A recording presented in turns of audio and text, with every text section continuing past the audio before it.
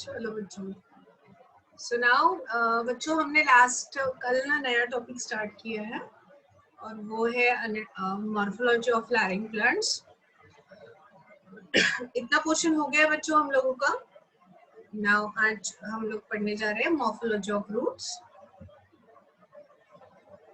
और एक दूसरी बात बच्चों, जैसे कि मॉर्फोलॉजी ऑफ फ्लावरिंग प्लांट्स हमने तो पढ़ लिया बच्चों, बट एनाटॉमी के मैंने आप लोगों को एमसीक्यू सेंड किए बच्चों, है ना।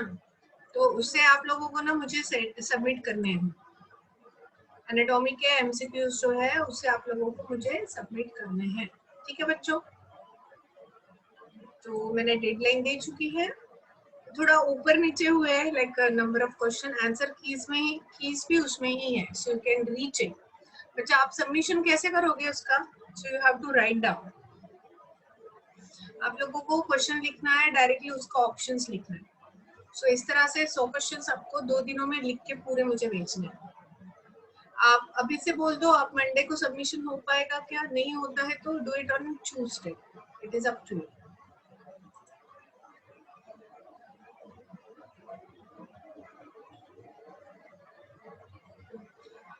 ट्यूसडे को जो है आपकी फिलहाल तो कोई बोर्ड टेस्ट प्लान नहीं की है मैंने, बट हाँ कोई भी बोर्ड टेस्ट मैंने प्लान आउट नहीं की है ट्यूसडे को।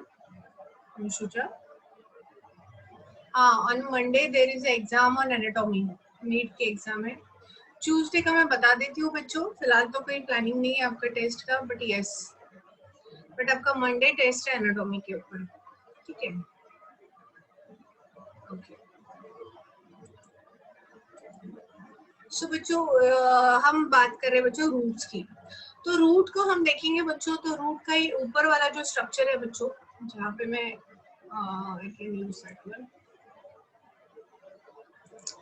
इसे हम कहते हैं बच्चों रूट बेस। इसे हम क्या कहते हैं बच्चों? रूट का बेस। और ये जो स्ट्रक्चर होता है इसे हम कहते हैं रूट एपेक्स। तो आपको पता है रूट हमेशा डाउनवर्ड्स ग्रो होता है, as a talk yesterday. Root हमेशा कैसे ग्रो होता है बच्चों? It grows downward downward downwards, ठीक है ना बच्चों। जब ये रूट डाउनवर्ड ग्रो होता है ना बच्चों, तो आप देखना ये वाला रीजन जो है इसे हम कहते हैं रीजन ऑफ रूट कैप। तो पहला जो रीजन होता है टिप के ऊपर, इसे हम कहते हैं रीजन ऑफ रूट कैप, क्योंकि रूट कैप पे रूट टिप होती है। रूट टिप जो रहती है ग्रोइंग पॉइंट रहता है, जो कि कवर्ड होता है रूट कैप से।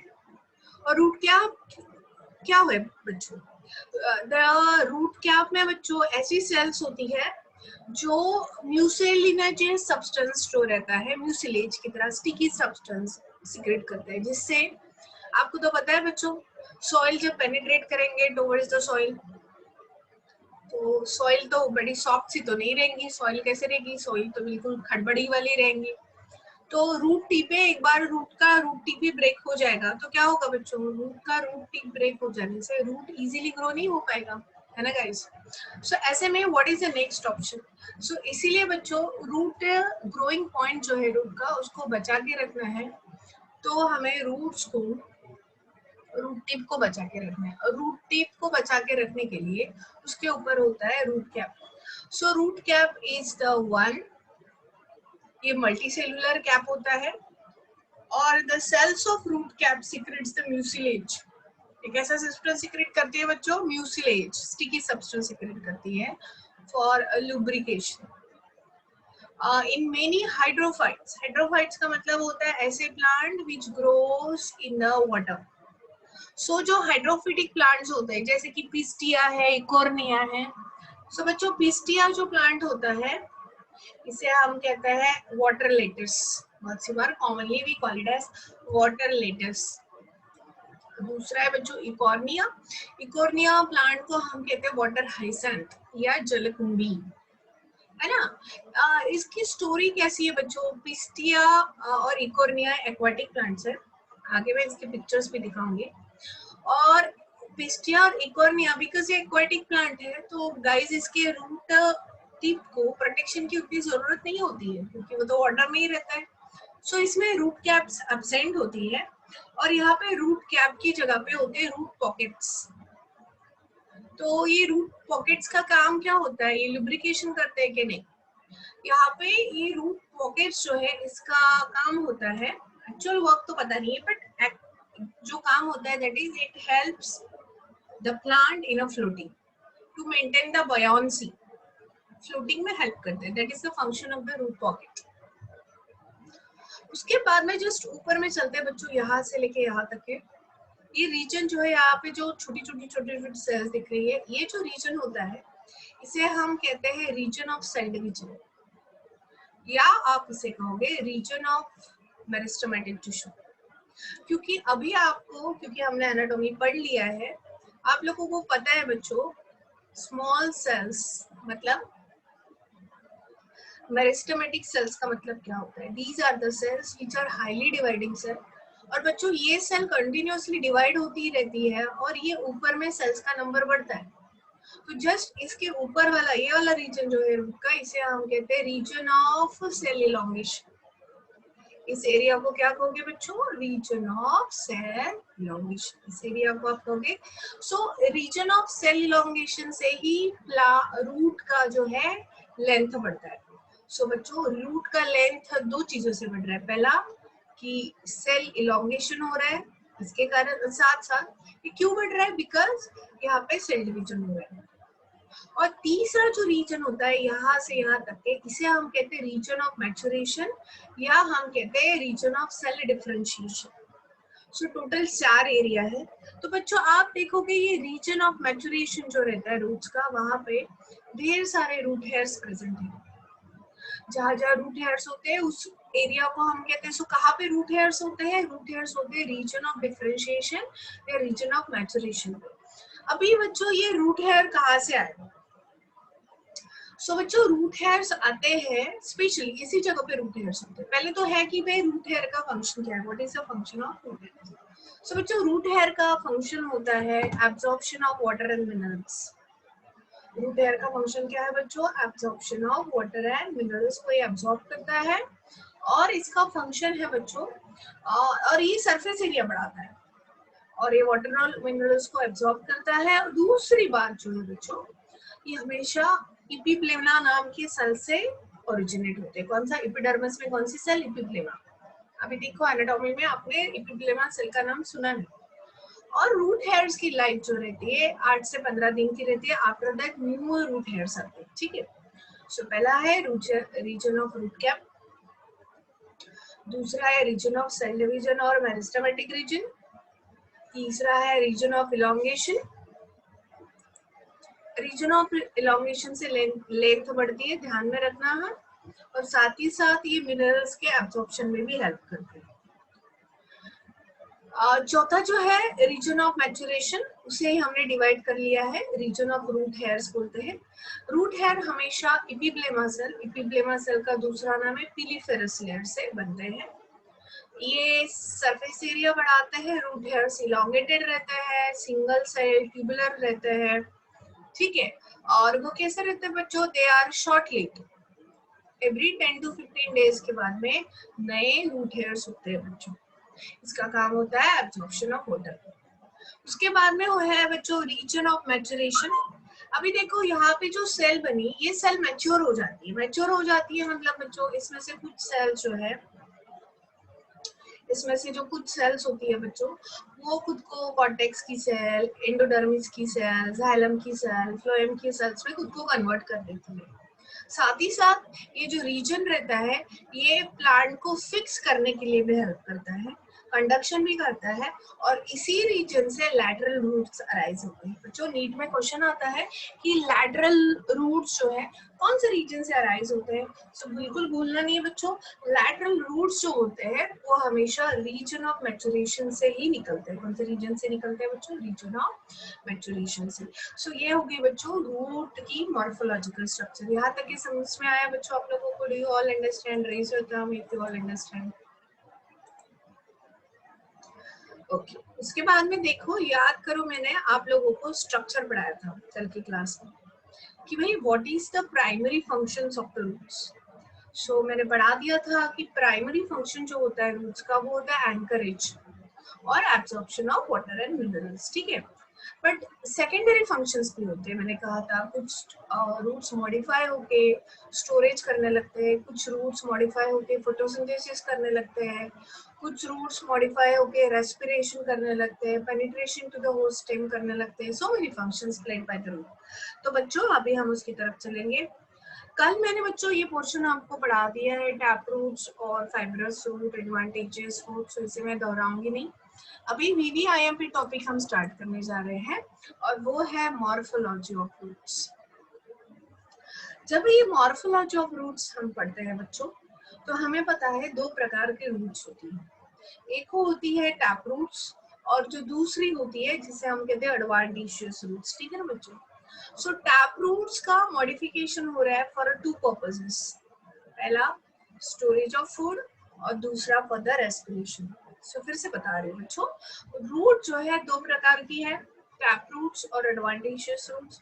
सो यहाँ पे टैप रूट्स का मॉडिफिकेशन क्यों हो रहा है? For the storage of food and for the respiration. और यहाँ पे बच्चों एडवांटेशियस रूट्स है, इसका मॉडिफिकेशन क्यों हो रहा है बच्चों? For storage of food, for the support and the special functions के लिए। ठीक है, सो शुरुआत से स्टार्ट करते हैं बच्चों। Modification of tap roots for the storage of food. इसके बच्चों रेडिश, इसके फॉलोइंग पॉइंट्स हैं, जैसे कि fusiform roots, conical roots and napiform roots. Fusiform roots का एग्जांपल है बच्चों रेडिश। रेडिश मतलब रैफेनस सटाइवम, जिसे हम मूला कहते हैं। ये बच्चों इसे ये रूट्स का जनरली रूट का क्या फंक्शन है? Absorption of water and minerals. बच्चों ये absorption of water and minerals छोड़ के ये स्टोरेज करने लगता है। किसको स्टोर करने लगता है? फूड को स्टोर करने लगता है। और यहाँ पे एडिबल पोर्शन जो होता है वो फूड होता है। ठीक है ना, वो जो है वो रूट्स होता है। Give me a minute guys. ठीक है, सो मैं बात कर रही हूँ स्टोरेज ऑफ फूड मटेरियल में क्या होता है। रूट फूड मटेरियल को स्टोर करने लगता है। और देखो फ्रूट कैसे हो जाते हैं fleshy, swollen due to store food. और इसके सेकेंडरी रूट्स कैसे हो जाते हैं? थिन। सो गाइस इसमें जनरली प्राइमरी रूट्स मॉडिफाई होते हैं। इसमें हाइपोकोटाइल रीजन भी यूटिलाइज होता है, एडिबल होता है। और इसका स्टेम देखो, ये कैरेट का ऊपर वाला पोर्शन जो हम काट के फेंक देते हैं, है ना, इसे हम क्या कहते हैं बच्चों? स्टेम। रिड्यूस स्टेम रहता है इसका। और इसके ऊपर देखो ये टफ टॉप, यहाँ पे लीव्स का टफ है। ठीक है, तो बच्चों अकॉर्डिंग टू इट्स शेप, इसके कैसे कैसे शेप से अकॉर्डिंग टू ये मॉडिफाई हुए हैं। जैसे कि हम बात करेंगे बच्चों फ्यूजिफॉर्म रूट, दूसरा कोनिकल रूट और तीसरा है बच्चों नैपिफॉर्म रूट। फ्यूजिफॉर्म रूट का एग्जांपल है रेडिश। रेडिश मतलब रैफेनस सटाइवस। दूसरा है कोनिकल रूट्स। कोनिकल रूट्स का एग्जांपल है बच्चों डाउकस करोटा। डाउकस करोटा मतलब कैरेट। सो ये देखो कैरेट, कैरेट की बात करेंगे। कैरेट यहाँ पे बहुत ब्रॉड रहता है बेस पे और एपेक्स पे बिल्कुल नैरो डाउन होता है। ये फ्यूजिफॉर्म बीच में बड़ा सोलन रहता है। नैपिफॉर्म रूट्स जो एग्जांपल है बीट, देखो इसका शेप कैसा है, बीच में बहुत मोटा सा है और ये यहाँ पे बहुत ज्यादा टैपर हो जाता है। ठीक है, सो these are the various types of the roots which are modified for the storage of food material. So ये कौन से रूट्स का मॉडिफिकेशन हुआ? टैप रूट्स का। बिल्कुल भूलना नहीं बच्चों। नेक्स्ट, अभी देखो कुछ टैप रूट्स ऐसे भी मॉडिफाई होते हैं फॉर ऐसे रूट्स को कहते हैं ट्यूबरस रूट्स। ट्यूबरस रूट्स का कोई शेप नहीं होता बट वो सोलन हो जाते हैं। इसका एग्जांपल है मिराबिलिस। तीसरा एग्जांपल जो बताने जा रही हूँ वो है नोडुलेटेड रूट्स। क्या है बच्चों नोडुलेटेड रूट्स? ये वाले रूट्स, ये ट्यूबरस रूट्स। नोडुलेटेड रूट्स में ना बच्चों लेग्यूमिनोसी फैमिली के ज्यादातर प्लांट जैसे कि ग्राउंडनट वगैरह, सोयाबीन प्लांट, यहाँ पे इसके रूट्स के ऊपर ऐसी छोटी छोटी गठान बन जाती है। ये जो रूट्स पे जो गठान बन जाती है गाइस, इसमें रहते हैं नाइट्रोजन फिक्सिंग बैक्टीरिया जो एटमॉस्फेरिक नाइट्रोजन को फिक्स करते हैं। बिकॉज जैसे कि हम एटमॉस्फेयर से नाइट्रोजन ले सकते हैं बट ये जो प्लांट्स रहते हैं, plants could not take a nitrogen from the atmosphere, they have to take it from the soil. And how will they take it from the soil? So पहले atmospheric nitrogen got converted into the ammonia, nitrate, nitrite. वो जब soil में mix हो जाता है फिर वो plant nitrogen लेता है. So modulated roots में जो ये नोड्यूल्स है इसमें राइजोबियम नाम का बैक्टीरिया, उसकी तरह बहुत सारे बैक्टीरियाज रहते हैं जैसे कि पी ग्राम मीन्स में ये देखे जाते हैं. ये पढ़ लिए बच्चों हमने टैप रूट्स. दूसरा हम पढ़ने जा रहे हैं बच्चों, टैप रूट्स का ही मॉडिफिकेशन हो रहा है फॉर द रेस्पिरेशन प्रोसेस. ये बहुत इंपॉर्टेंट है और इसको नीट में बहुत ज्यादा पूछा गया है बच्चों. इसमें क्या होता है बच्चों, अभी जनरली रूट्स कैसे ग्रो होते हैं बताओ? Towards the soil, towards the water, है ना. बट सपोज कोई ऐसी कंडीशन है जहाँ पे बहुत दलदल है, जैसे समझ लीजिए बच्चों मैंने आपको पढ़ाया था कि स्टेम और रूट्स के ऊपर लेंटिसल्स होते हैं, मतलब छोटी छोटी पोर्स होती है. क्या फंक्शन है लेंटिसल्स का या छोटी छोटी पोर्स का? It is made for the respiration. ये रेस्पिरेशन के लिए, मतलब प्लांट को एक्सचेंज ऑफ गैसेस की जरूरत है, ब्रीदिंग की जरूरत है. सो बच्चों अभी सोच लो कि किसी प्लांट के रूट्स ऐसी जगह पे है जहाँ वाटर लॉक कंडीशन है, मतलब दलदल है, सॉइल में ढेर सारा वाटर है. ऐसे में क्या होता है बच्चों, रूट्स जो है वो डाउनवर्ड्स तो ग्रो होते ही है, बट उसके कुछ रूट्स जो है क्योंकि सॉइल में दलदल वाली जमीन है, ऑक्सीजन की कमी है, बाकी गैसेस की कमी है, तो क्या होता है बच्चों, ये जो रूट्स है वो जमीन की तरफ ना ग्रो होते हुए दलदल से बाहर आते हैं in the form of spike. और ये देखो ऐसे वो ग्रो होने लगते हैं. आई विल शो यू. ये देखो ये दलदल से बाहर आ गए कोनिकल, ये रूट्स है बच्चों. ये देखो यहाँ पे दिख रहे हैं बच्चों, ये रूट्स है. ऐसे रूट्स पानी से बाहर क्यों आए, दलदल वाले जमीन से बाहर क्यों आए? They comes for the respiration, for the exchange of gases, क्योंकि उसके ऊपर लेंटिसल छोटी छोटी पोर्स होती है. सो ऐसे रूट्स कौन सी जगह पे पाए जाते हैं? जनरली जहाँ पे बहुत ज्यादा सॉल्ट कॉन्सेंट्रेशन है, बहुत ज्यादा दलदल वाला एक एरिया है, जैसे हमारे इंडिया में सुंदरबन, हमारे इंडिया में वेस्ट बंगाल में सुंदरबन एरिया है. सुंदरबन एरिया दो चीजों के लिए फेमस है. पहली कि वहां पे हमारे मैन ईटिंग टाइगर्स रहते हैं, और दूसरा for the mangrove vegetation. Mangrove vegetation मतलब ऐसे प्लांट जो दलदल में भी ग्रो हो सकते हैं, ठीक है ना. सो जितने भी मैनग्रोव प्लांट्स होते हैं उनमें निमेटोफोर्स मतलब ब्रीदिंग रूट्स को पाया जाता है, ठीक है. तो हम पढ़ते जाएंगे बच्चों.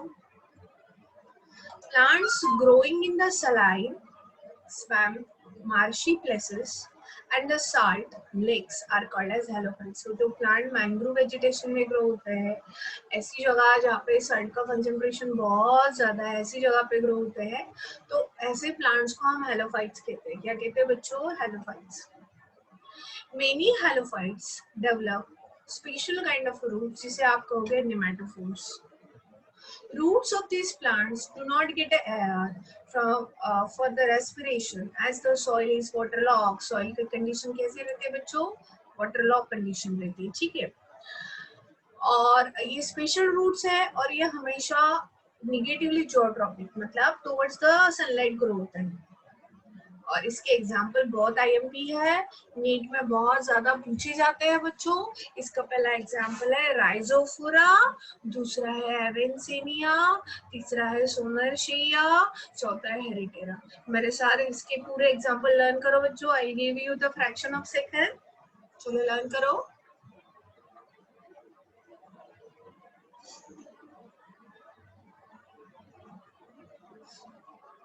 Come on learn it. और जिसका हो जाता है raise your thumb.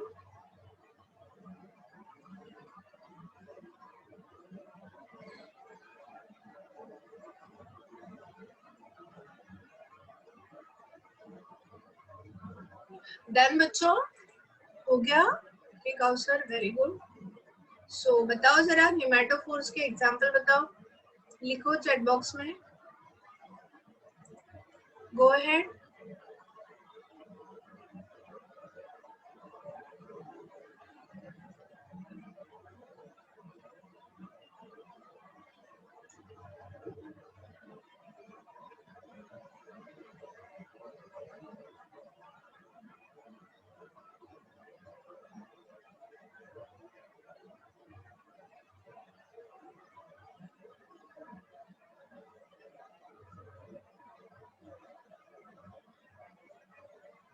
Yes, Rhizophora, हेरिटेरिया, सोनर्शिया, Akanksha, very good. बाकी बच्चों लिखो जरा, कम ऑन, या आप मुझे डायरेक्टली बता सकते हो। हाँ Kausar, yeah fine. Nikita, yes I can see the answer. Kausar, I can see the answer बेटा, good. Rutuja, yes I can see the answer बेटा, बहुत इंपॉर्टेंट है इसको लर्न करना, गुड, ओके। सो बच्चों, हाँ अंशुजा, मिला, मुझे आंसर मिला, वेरी गुड बेटा, ठीक है। अभी बच्चों ध्यान दीजिए कि ये तो पढ़ लिया हमने टैप रूट्स के बारे में, कि टैप रूट्स के हमने दो प्रकार की मॉडिफिकेशंस देखी है, फॉर द स्टोरेज पर्पस, और दूसरा जो पढ़ा that is for the respiration purpose. ठीक है बच्चों, अभी हम पढ़ने जा रहे हैं बच्चों modification of adventitious root, adventitious roots. सब बच्चों ध्यान दीजिए, adventitious roots for the storage of food material.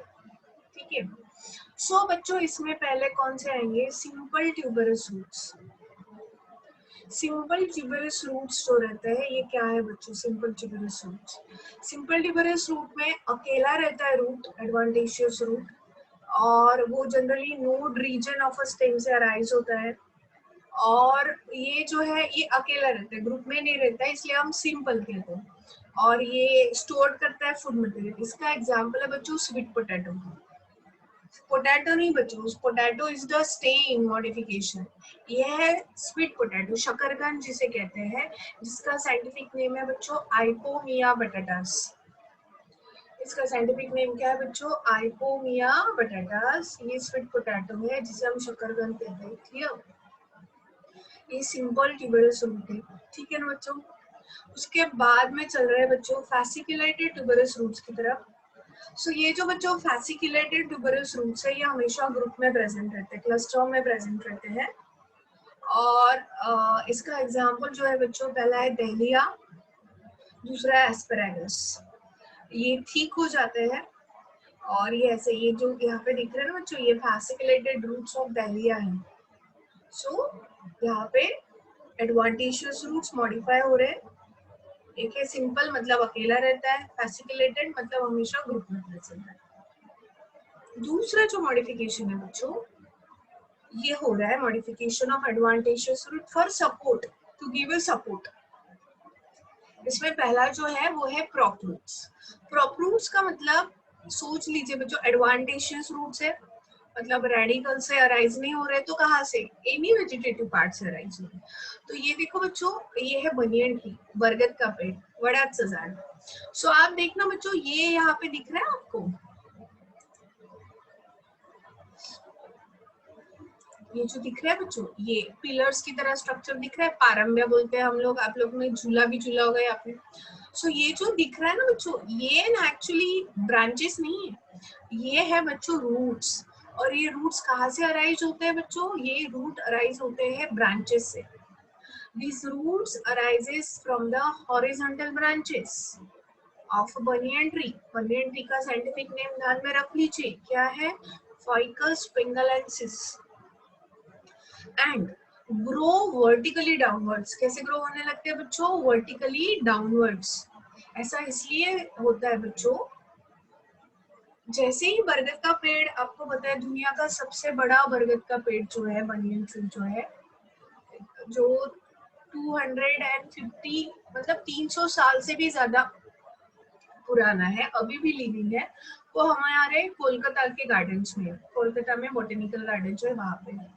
तो बच्चों इतना बड़ा बरगद का पेड़ होगा तो उसकी कैनोपी कितनी बड़ी होगी, और कैनोपी को, पूरा कैनोपी का वेट झेलने के लिए उसको सपोर्ट तो चाहिए ना बच्चों, तो ये सपोर्ट के लिए होती है बच्चों roots.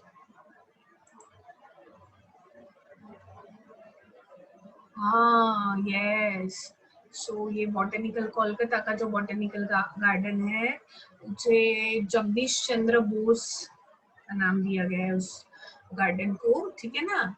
So that is the garden which is located at Kolkata. हाँ बेटा कौसर, वेरी गुड।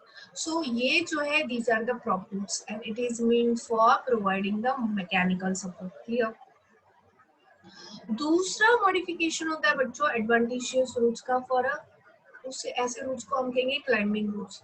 ये देख रहे हैं मनी प्लांट एक क्लाइंबर है बच्चों। और मनी प्लांट को आपने देखा होगा जहां जहां सपोर्ट मिल जाता है, मनी प्लांट को जहां जहां सपोर्ट मिलता है वहां उसके नोड से रूट्स आते हैं और वो मनी प्लांट को, बिकॉज वो क्लाइंबर है तो उसको सपोर्टिव मैकेनिकल सपोर्ट प्रोवाइड करते हैं। नहीं तो मनी प्लांट ऐसे गिर जाता ना, वो हमारे वॉल पे ग्रो होते जाते हैं। कैसा? क्योंकि उसके पास में नोड रीजन से, ये देखो ये नोड रीजन से यहाँ से रूट्स अराइज होने लगते हैं। सो क्लाइंबिंग रूट्स कहते हैं। ये कहाँ कहाँ देखे जाएंगे बच्चों? मनी प्लांट पे। मनी प्लांट का नाम है पोथॉस। इस यूनिट में साइंटिफिक नेम्स पे आपको लर्न करनी है। पोथॉस। दूसरा है काली मिर्च। काली मिर्च को हम कहते हैं पाइपर निग्रम। और पान, पान को हम कहते हैं पाइपर बीटल। ठीक है। सो हमने अब तक के देखे, पहला तो हमने देखा एडवांटेशियस रूट्स का for storage of food material. दूसरा हमने देखा एडवांटेशियस रूट्स का मॉडिफिकेशन फॉर मैकेनिकल सपोर्ट। उसमें पहला है प्रॉप रूट, दूसरा है क्लाइंबिंग रूट, और तीसरा जो है वो है स्टिल्ट रूट। स्टिल्ट रूट मतलब हम देखते हैं बच्चों मोनोकॉट के, जो भी मोनोकॉट प्लांट्स होते हैं ना बच्चों, मोनोकॉट्स के प्लांट, जैसे कि ये शुगर केन है, जवार है, बाजरा है, तो इसके स्टेम ऐसे ऐसे ग्रो होते हैं। और हमेशा पता है हम लोगों की मोनोकॉट के जो स्टेम्स होते हैं वीक होते हैं ना गाइस, और ये इसके रूट से, नॉर्मल रूट से जो रेडिकल से आए हैं। अभी ये सोच लीजिए जवार है और ये जवार के लीव्स है ना, बट इस जवार के प्लांट में ना बच्चों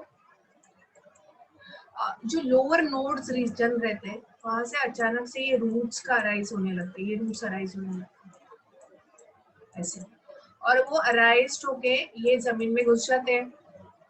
तो गाइस ये क्या करते हैं, ये ऐसा खड़ा है स्टेम, उसको सपोर्ट प्रोवाइड करती है। ऐसे रूट्स को हम कहते हैं स्टिल्ट रूट। अभी देख सकते हैं बच्चों, ये देखो नोड रीजन है, यहाँ सभी जगह से ये रूट्स अराइज हो रहे हैं और वो फिर जमीन में जा रहे हैं, जिससे ना वो हल्का वाला जो स्टेम है ना वो बेंड नहीं हो रहा है। सो ये हमेशा ऑब्लिकली डाउनवर्ड्स ग्रो होते हैं और हमेशा लोअर नोड्स, मेरा लोअर वर्ड के ऊपर ध्यान देना है, अपर नोड से नहीं, लोअर नोड से ही अराइज होते हैं। तो इसके अलग अलग एग्जाम्पल्स है बच्चों, जैसे कि मेज, शुगर केन, बाजरा, जवार, यहाँ पे ये उसके नोड से सभी दिशा में, वर्ल मतलब सभी दिशा में ग्रो होते हैं, फिर पेनिट्रेट हो जाते हैं सॉइल में। दूसरा, दो बड़े इंपॉर्टेंट एग्जाम है स्क्रूपाइन एंड पंडानस। यहाँ पे भी बच्चों ये स्क्रूपाइन जो प्लांट होता है ना, कोस्टल एरियाज में बड़ा ग्रो होता है, बीचेस वगैरह साइड में ग्रो होता है। ये देख लीजिए बच्चों यहाँ पे, ये देखो लोअर नेट नोड से, ये देखो आप दिख रहे हैं पिक्चर में, ये स्टिल्ट रूट अराइज हो रहे हैं, प्रोटेक्शन प्रोवाइड कर रहे हैं बच्चों। और ये पंडानस इसलिए भी हमारे लिए नीट में फेमस है बच्चों, बिकॉज इस ये अकेला प्लांट है बच्चों, इसमें मल्टीपल रूट कैप्स होती हैं। जनरली एक प्लांट पे एक ही रूट कैप होती है प्राइमरी रूट्स को, यहाँ पे ना बच्चों मल्टीपल रूट कैप्स होती है, एक से ज्यादा रूट कैप्स होती है। क्लियर? स्टिल्ट रूट हो गया बच्चों। अभी हम पढ़ने जा रहे हैं बच्चों modification of adventitious roots for special functions. उसमें सबसे पहला नंबर आता है बच्चों, ये है एपिफाइटिक रूट्स। कौन सा रूट बच्चों? Epiphytic roots. अच्छा मुझे एग्जांपल्स बताइए एपिफाइटिक रूट से पहले हमने कौन कौन से एग्जांपल्स पढ़े हैं। अच्छा मुझे बताओ कौन कौन से मॉडिफिकेशन पढ़े हैं हम लोगों ने एडवांटेशियस रूट्स के, एक बार चैट बॉक्स में लिखो जरा। एडवांटेशियस रूट्स के हमने कौन कौन से मॉडिफिकेशंस पढ़े, जरा चैट बॉक्स में लिखो जरा, along with their examples, come on write down।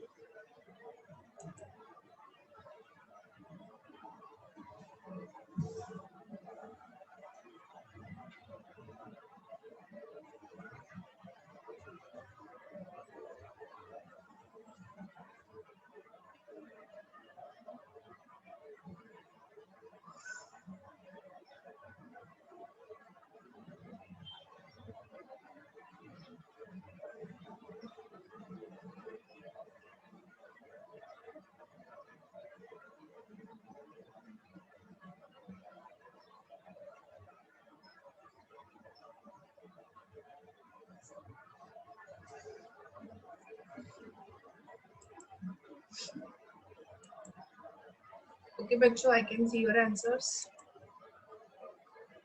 हाँ, storage of food, mechanical support के लिए। हाँ, आई कैन सी द आंसर्स। अच्छा ठीक है, ओके। अभी हम पढ़ने जा रहे हैं modification for the special function. हाँ, prop root, stilt root, very good. Climbing root, money plant, piper nigrum, ठीक है, गुड गुड गुड बच्चों। अभी हम देखने जा रहे हैं बच्चों, yes Kausar, I can see the answers, good. अभी देखो स्पेशल फंक्शंस के लिए, अभी हम लोगों ने, हमको पता है भाई रूट का नॉर्मल फंक्शनिंग क्या है, कि रूट का नॉर्मल नॉर्मल फंक्शनिंग है फोटोसिंथेसिस करना है ना, फोटोसिंथेसिस करना है, फोटोसिंथेसिस नहीं होता है, absorption of food material, absorption of water and minerals, है ना। पर हम जब बात करेंगे बच्चों, हमारे पास में ऐसे भी रूट्स होते हैं जो ग्रीन कलर के रहते हैं और वो फोटोसिंथेसिस भी करते हैं। और ये रूट्स कैसे है बच्चों, ये स्पेशल काइंड ऑफ प्लांट्स में रहते हैं, उन प्लांट्स को कहते हैं इपीफाइटिक प्लांट। इपीफाइटिक प्लांट्स का मतलब समझ लीजिए, epiphytic plants are those plants which grows on the branches of another tree. वो ब्रांचेस पे ग्रो होते हैं। देख लीजिए, ये एक प्लांट है, ये किसी ब्रांच के ऊपर ग्रो हो रहा है, it grows on the branches of another tree. फिर आप सोचो कि बच्चों ऐसे जो प्लांट्स होते हैं उसके रूट्स का क्या। इसके रूट्स ना हमेशा हमेशा बच्चों, इसके रूट्स पियर्स होते हैं। इसके रूट्स क्या होते हैं बच्चों, पियर्स्ड हो। आपको लगेगा इसके रूट्स जो है ये ब्रांचेस के ऊपर पियर्स्ड होंगे, पियर्स्ड होते तो ये पैरासिटिक होता है, ऐसा नहीं होता बच्चों, इसके रूट्स ऐसे हैंग होते हैं, हवा में रहते हैं, ठीक है ना। तो इस प्लांट के रूट्स जो है ऐसे हवा में जस्ट हैंग हो जाते हैं, जस्ट लाइक दैट। तो आप बोलेंगे फिर हैंग होते हैं तो फिर ये तो सॉइल में नहीं रहते हैं ना, पैरासिटिक है, तो फिर ये वाटर और मिनरल्स को कैसे अब्सॉर्ब करते हैं। सो बच्चों, ये जो रूट्स होते हैं, इस रूट्स में स्पेशल काइंड ऑफ टिश्यू रहते हैं जिसका नाम है वेलामेन। और ये वेलामेन टिश्यू क्या करती है, एटमॉस्फेयर से वाटर को एब्सॉर्ब करती है। कहाँ से बच्चों, एटमॉस्फेयर से। दैट्स व्हाई हम कहते हैं ये वेलामेन टिश्यू हाइग्रोस्कोपिक रहती है।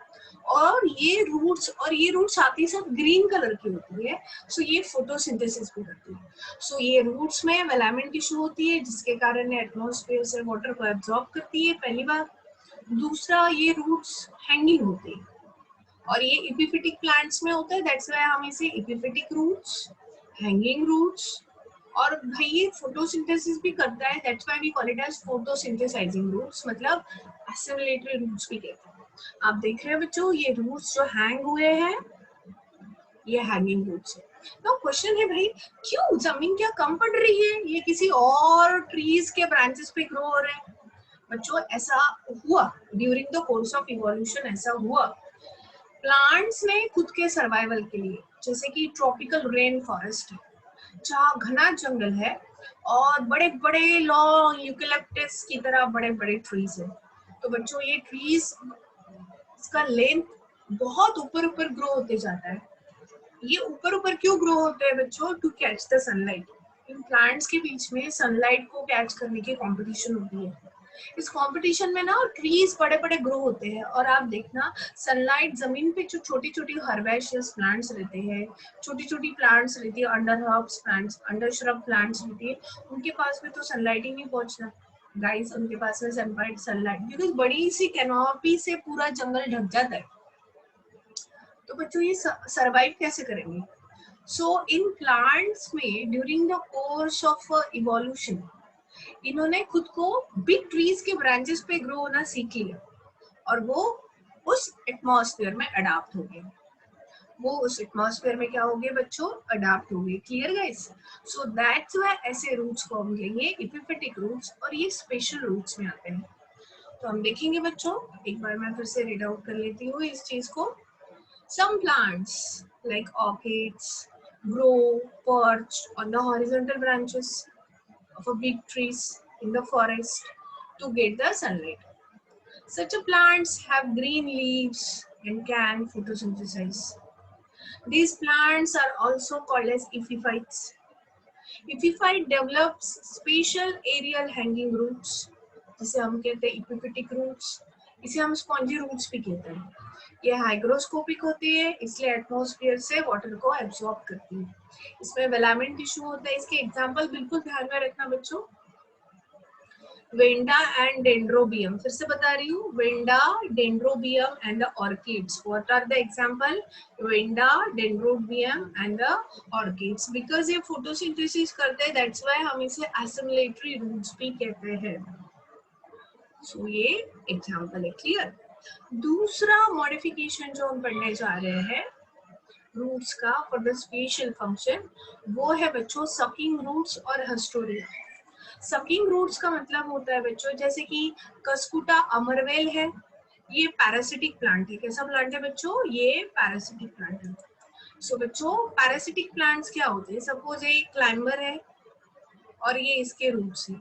सो जनरली क्लाइंबर्स में ना एडवांटेजियस रूट्स के होते हैं। सो ये क्लाइंबर प्लांट है, सोच रहे कि ये कस्कुटा है, ये कस्कुटा है ना, ये कस्कुटा है। सो बच्चों नोड रीजन जहाँ पे भी रहेगा वहां से ये रूट्स अराइज होंगे, इसके रूट्स। और यहाँ पे कोई बड़ा सा ट्री रहेगा, बड़ा सा ट्री रहेगा, उसके स्टेम में जाके ये पियर्स हो जाएंगे। ये रूट्स जो है इसके स्टेम में जाके पियर्स हो जाएंगे। ये रूट्स है गाइस, ये एक्चुअली रूट्स है, और ये स्टेम में जाके पियर्स हो गए, और ये स्टेम में जाएंगे और दूसरे प्लांट के स्टेम से या रूट से, डिपेंड्स कैसा पैरासाइट है। कुछ स्टेम पैरासाइट होते हैं, कुछ रूट पैरासाइट होते हैं, डिपेंड्स। तो ये स्टेम में जाएगा, रूट में जाएगा, और फिर आपको बताया स्टेम और रूट्स में जाइलम और फ्लोएम रहती है ना। सो कुछ प्लांट क्या करते हैं बच्चों, कुछ प्लांट के रूट्स दूसरे प्लांट के स्टेम में जाके उसके जाइलम में इनकॉर्पोरेट हो जाते हैं और उसके जाइलम से वाटर को एब्सॉर्ब करने लगते हैं। सो ऐसे जो प्लांट्स होते हैं जिसके रूट्स खुद का वाटर, खुद सॉइल से वाटर नहीं एब्सॉर्ब कर रहे, किसी और प्लांट के जाइलम से वाटर को एब्सॉर्ब कर रहे हैं, तो हम ऐसे प्लांट्स को कहते हैं पार्शियल पैरासाइट्स या इनकम्प्लीट पैरासाइट्स, क्योंकि वो दूसरे प्लांट से सिर्फ वाटर और मिनरल्स लेते हैं। कुछ ऐसे भी प्लांट्स रहते हैं बच्चों जो अपने रूट्स को किसी दूसरे प्लांट के स्टेम या रूट में इस तरह से पियर्स कर देते हैं, और जाइलम और फ्लोएम दोनों से मतलब वाटर भी एब्सॉर्ब करते हैं और फूड भी लेते हैं। जैसे आपको पता है फ्लोएम फूड का कंडक्शन करती है, और जाइलम जो है, जाइलम हमेशा वाटर का कंडक्शन करती है गाइस। सो ये दोनों को एब्सॉर्ब कर ले रहा है, ठीक है। सो अकॉर्डिंग टू दैट, अभी जब भी ये एब्जॉर्प्शन करता है ना बच्चों, सोच के चल रहे हैं कि ये जो स्ट्रक्चर है बच्चों, ये वाला, इसको मैं जूम कर रही हूँ, यहाँ का रीजन, तो it is going to be ये है बच्चों, ये रूट है। और रूट क्या करता है ना बच्चों, जब भी पियर्स करता है स्टेम में, सो ये बच्चों स्टेम वाला रीजन है, तो स्टेम में जब भी पियर्स करता है तो ऊपर में फ्रंट साइड्स में ऐसा इस तरह से स्ट्रक्चर बनाता है। इस स्ट्रक्चर को हम कहते हैं haustoria. I will show you in the diagram, दूसरे स्लाइड में बना दूंगी। इसे हम कहते हैं haustoria, that's why this structure is known. इसे, इस रूट्स को हम, क्योंकि ये दूसरे